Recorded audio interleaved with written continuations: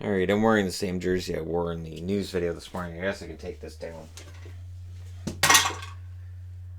Normally I'd pause for that. Pause for everything now. Including the yawning, of which there was so much yawning this morning. So I mentioned in a video on here not that long ago that there was some personal stuff going on, and it started now bleeding over onto the channel. Not for me. There was a time 5 years ago where I had nothing, and I had nobody either. And there was a life that I had back then where everything was miserable. I was in a pretty dark place. And I had given up. Life didn't matter. I didn't matter. So I would go to work, come home, go to sleep, go to work, come home, go to sleep. And I didn't really do anything. I didn't have anything that I felt like I was looking forward to. Now I ended up getting a webcam in part to talk things through and post vlogs that I thought, they're just going out nowhere. Nobody's going to watch any of this. And along the way, it was myself and my two kids, and then my daughter moved out, and then it was me and my son for the next couple of years. Year and a half about. But there were a lot of challenges. I'm not going to get into all the specifics here because, again, I don't discuss my personal life online anymore for obvious reasons. It's a reason that we set up a situation where the kids don't show up in videos anymore. So it was 3+ years ago I met Yvonne, and that was around the time that my channel started really growing, and I hit 1,000 subscribers shortly before her and I had our first date. And there were people who were worried at the time that me getting a girlfriend would mean that the channel would suffer, that there'd be less videos, that I might stop altogether. There were guys who had channels that once they got a girlfriend, they stopped making videos. And I understood that fear, but at the same time, this was the dream, right? Now, along the way, there were a lot of ugly incidents between myself and my ex that would, again, bleed over onto the channel, where people in her life might start making comments on videos, and I'd have to start deleting and banning, and every now and then I'd have to actually call the police because there'd be a threat involved. And that's fun, right? There's actually been 3 different times where I've had to call the police due to threats from somebody I know. That's not including the times we've called the police due to trolling issues, where the trolls seem to be making some pretty specific threats. And again, in this day and age, where with YouTubers, people feel like they're not my subscribers, they're my friends, and so there's kind of a I don't know how to put this. There's a line you have with a stranger that other people wouldn't necessarily have with me if they saw me in public because of what I do for my work. I understand that, and it doesn't necessarily bother me, but there are some people who are not as stable, right? So, all of that's going on, and it's really calmed down. But what happened was that not too long ago, my son moved back to Chilliwack. He's living with my mother. It's a situation that hasn't been easy for her. She's in her 70s. He's 19. And it hasn't been all that easy for him either. But there's been some contentious stuff that's gone on, and what's happened is that when this channel started really blowing up, I said to Yvonne, I said, there are going to be people who are going to treat me differently. There are going to be people who, when I had a job where I didn't make a good living, if I make a good living on YouTube, are going to suddenly expect things from me. That expectation is going to be there. And I understand that, but it has started to happen.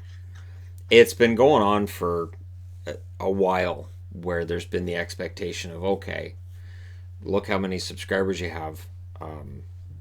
You can do this. And it's an expectation that just isn't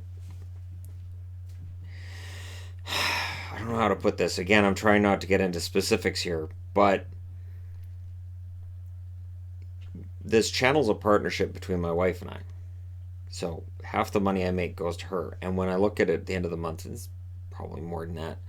And again, it's between the different costs we have during the month, our rent for our home, and bills and all this other wonderful stuff that goes on. It gets kind of pricey, and I'm trying to save for my retirement. So I've got a pretty healthy RRSP going right now because it would be nice to be able to retire. And with the way that things are in this country, I have zero hope and faith that there will be a Canada pension plan when I get older. I've none.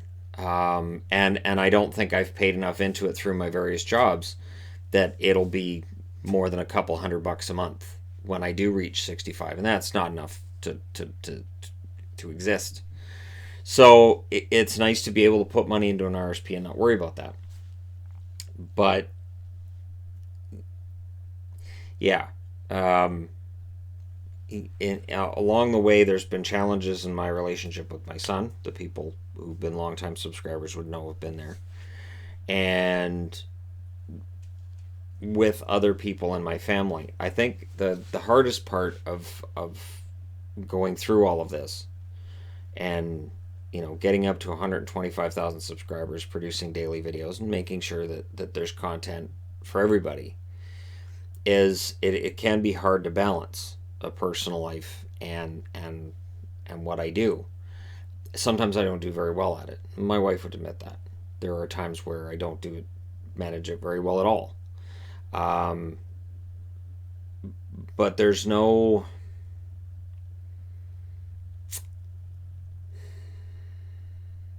I don't know. I don't know how to put it.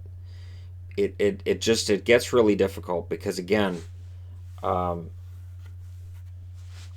my feeling on the matter is that uh, if somebody had a lot of success in my life, I would be very happy for them, and I've been happy for people. And with the success that I've had, there are people who have not been happy for me. And there's a dividing line between people who support me right now and the ones who supported me 5 years ago. And again, it's people that I wouldn't expect it from. The last people I would have expected. Where 5 years ago, if you'd said, all right, Shannon, so you're going to be doing well in 5 years, who do you think is going to be standing behind you? Who do you think is going to be, supporting you? I would have said, these people. And I would have been wrong. And that's tough.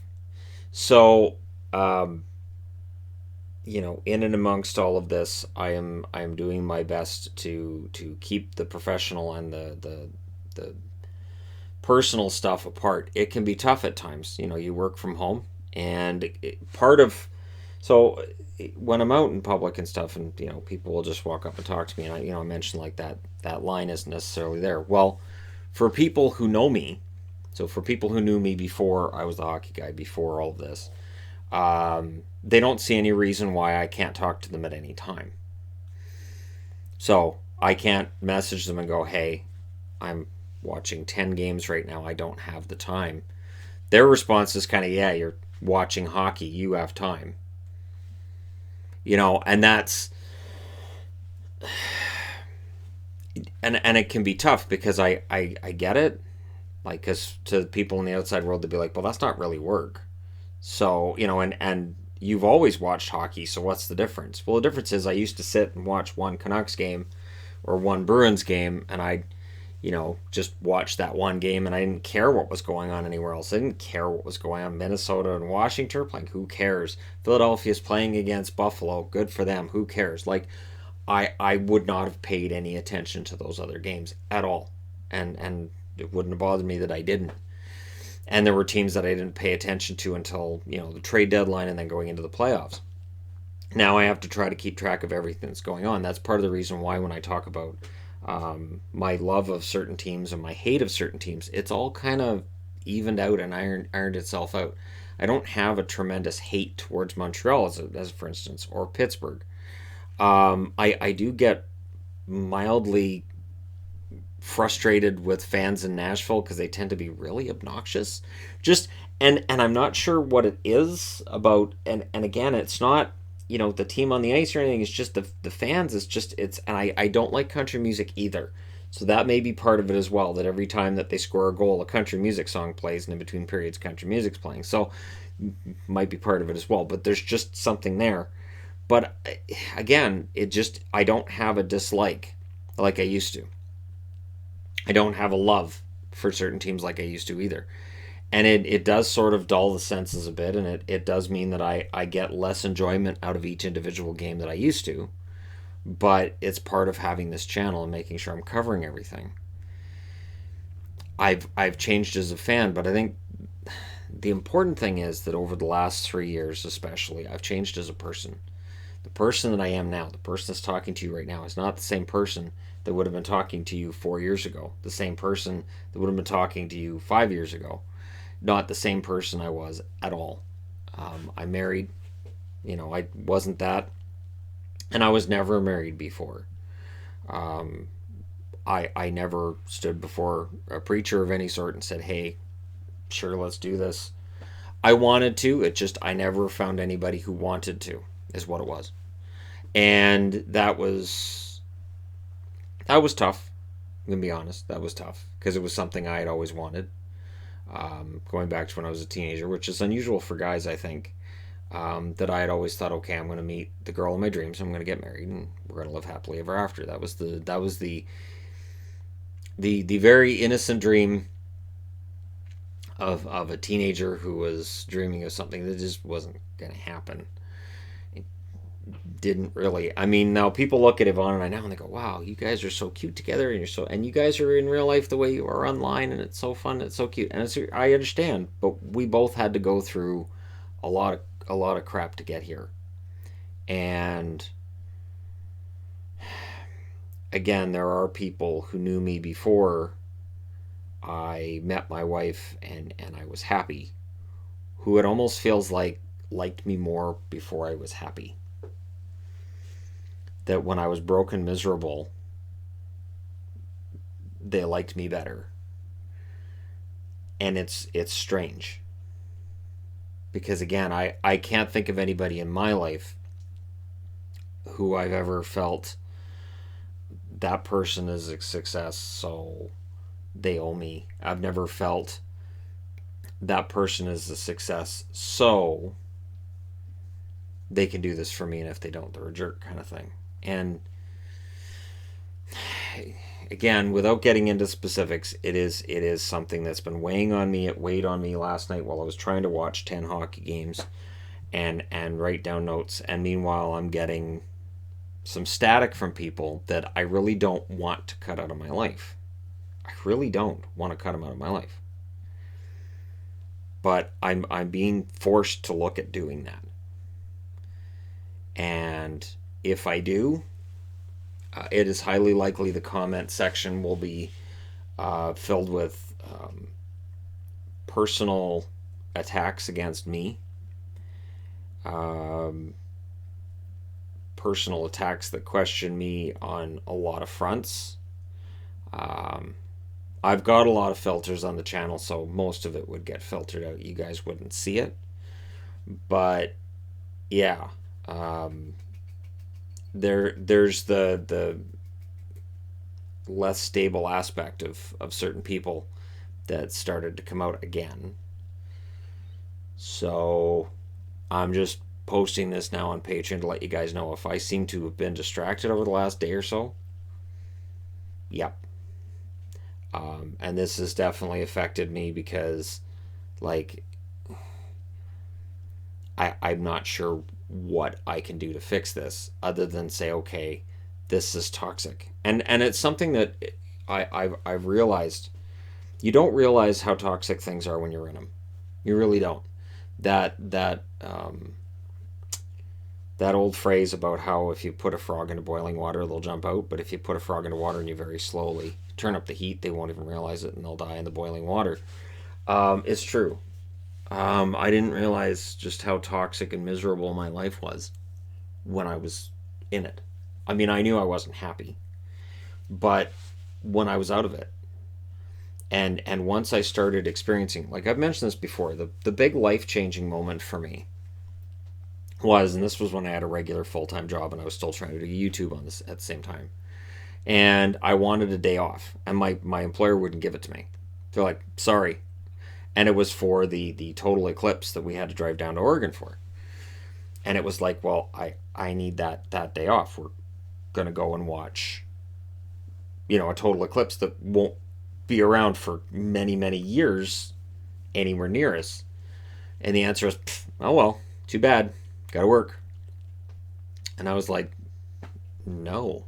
And I had applied for that day off months in advance. So it's not like I went to them a week before and I said I need that day off. It was months in advance, and it had not been approved, but it had been in flux. So if they approve it, they can't take it away because it was in a union.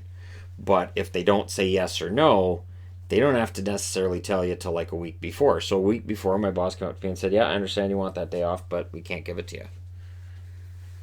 And I said, we've already got plans made. We've already rented a hotel room. I won't have a way to get to work because our vehicle won't be there, and I live 20 miles away from work. He's like, well, you'll just have to find another way in. And I'm like, no. So what ended up happening was that I skipped work.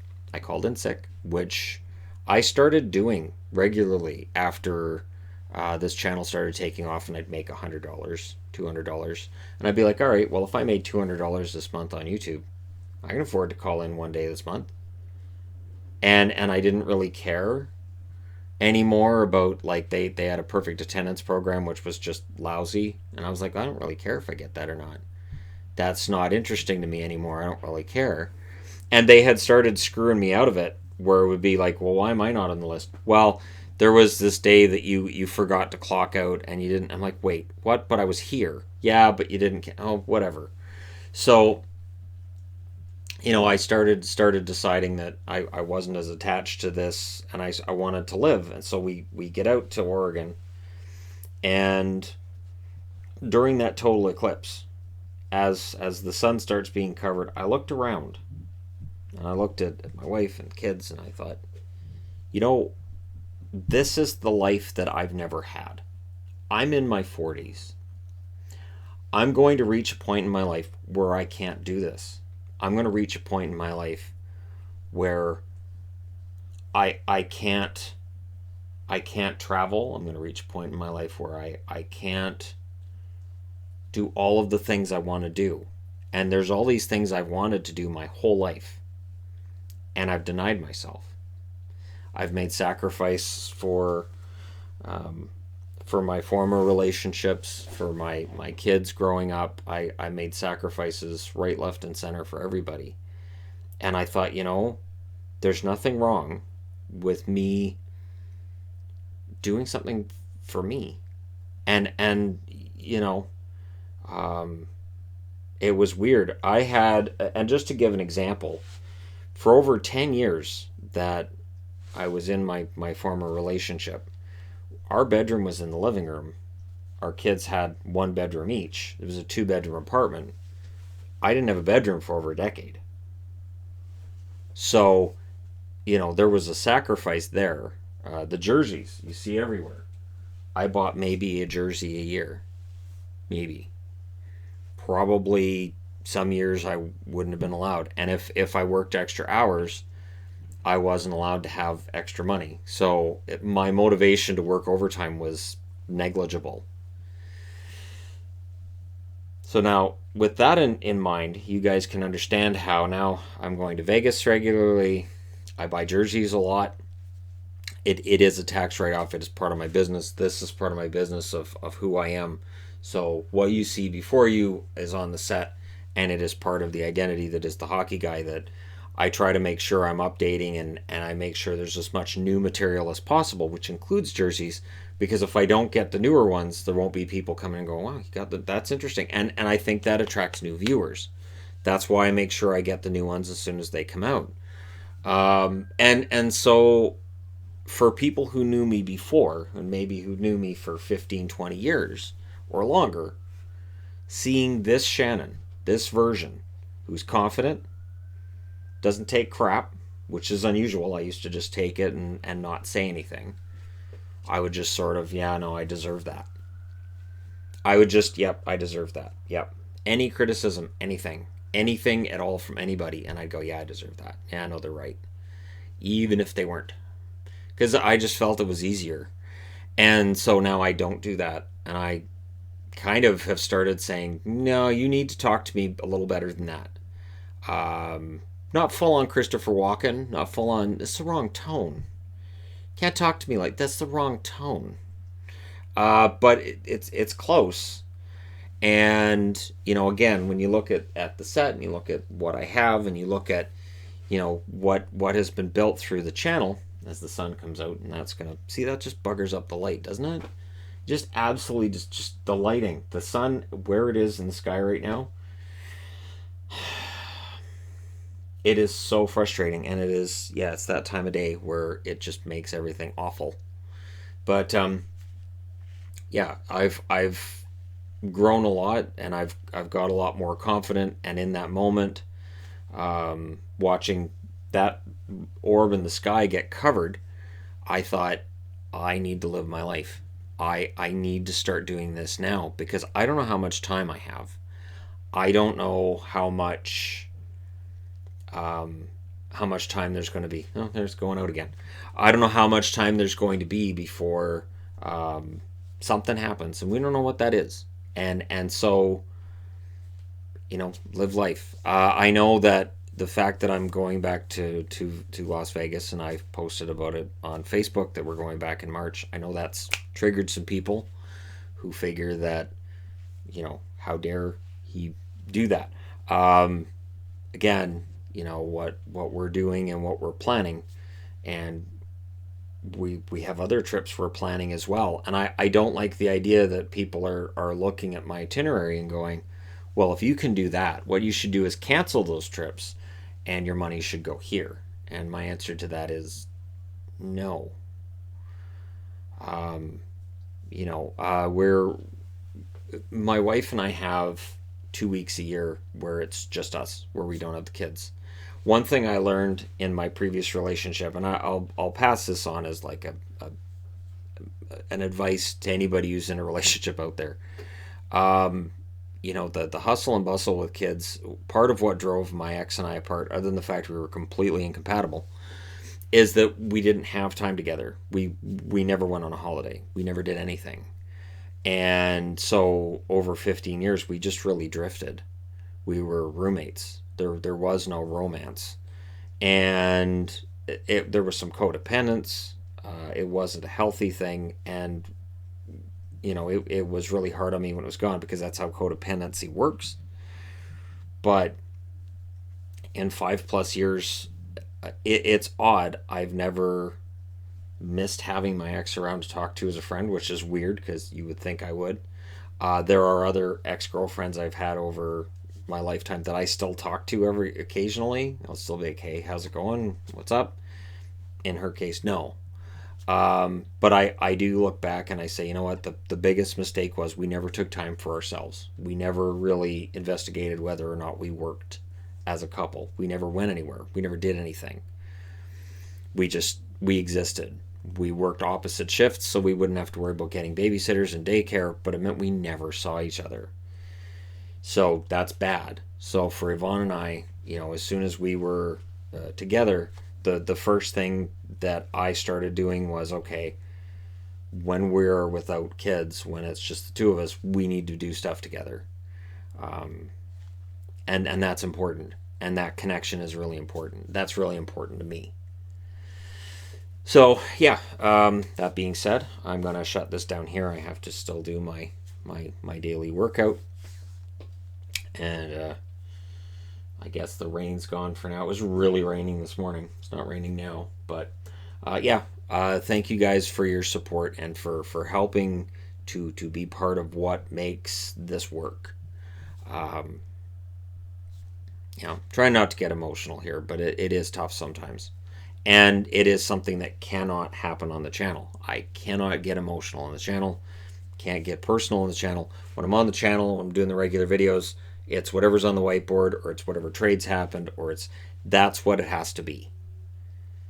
And I can make little jokes here and there, but all of the personal life stuff gets pushed aside. It didn't used to. There was a time where it wasn't, but it is now, and it has to stay that way. There are people, though, that over the next, I'll say, month, could very well try to push my personal life out there, and they're not going to tell the truth, because that's kind of how that works. So, in reality, I do my best that I can in this house right now, for my lovely, understanding wife. And I mean understanding, in that during the regular season, she doesn't see a whole lot of me. And usually by the time I crash at the end of the night, I'm out, I'm done. And by the time I've wound down, if I've, had a busy night like last night, it's like 12:30. She's passed out. So it's, that is why, looking forward to a vacation in Vegas, trying to figure out how we can take the kids down to Disneyland, and having that booked in advance, so we can look and go, hey, we've got X amount of weeks, and then we're going to go and do this. That's going to be great. That's really important. So there you go. And that's why I bought tickets to Canucks games this year as well. I wanted to force myself not to be in this shell all year, where I don't experience the hockey. You can watch hockey, or you can go to a game, and when you go to a game, you experience the game. So we're going to the game on Monday. We've got a game against New Jersey, middle of November. Then we've got a game in December. Like, I tried to make it so there was at least one game a month, and I'm not going to apologize for that. It's just, it's. I think it's important that I go to games. I think it's important that that I do this, and that, yeah, it's going to make some reviews late, but whatever. Last year, I think I stayed in this room too much, and well, not in this room. Last year's regular season was in the old house, and I think I just really kept myself restricted to that part of the living room way too much. So I'm trying not to do that this year. That's why I bought the tickets before the season started, because I'm like, I'd better do it before the season started, because if I do it after, I'm going to be looking at schedules and going, no, I can't do it that night because there's a huge amount of games. That's how I work. It's constant. All right. Thank you guys for listening. And I will, look at now the Monday show this week wouldn't work because we're going to be at the Vancouver game. Monday show will start a week from this Monday. And I'll post the email address and all that stuff soon. I mean, the questions are likely going to be timely, so I'm not too worried about it. And of course, I'm trying to get through the shout outs as well. The $9 and up tier. So I'm working on that too. I've got to get through the first list and then go back. But yeah, and then the power rankings, which are going to be interesting this week. I think it's going to be very contentious because honestly, there's, I would say, 20 teams that are playing pretty well, and their fan bases could argue that they belong higher on the chart than they are. The problem is the teams that are near the top are generally pretty good. All right. Thank you guys for watching. I will talk to you again soon. And again, thanks for all your support. And the stupid sun again. Look at that. Look at, I can't. Videos at this time of day are just pointless. And so ends a pointless video. Not really. But thank you guys.